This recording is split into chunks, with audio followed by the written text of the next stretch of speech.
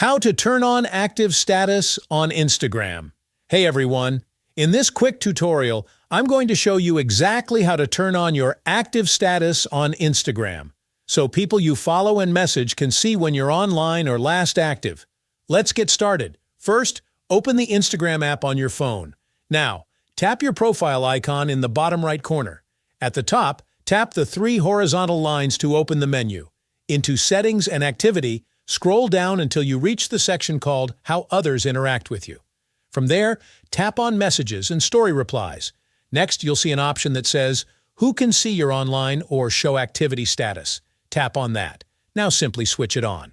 Once enabled, people who follow you and anyone you've messaged will be able to see when you're active or the last time you were online. And that's it. Your active status is now turned on. If this tutorial helped you, don't forget to hit the like button and subscribe for more quick Instagram tips and tricks.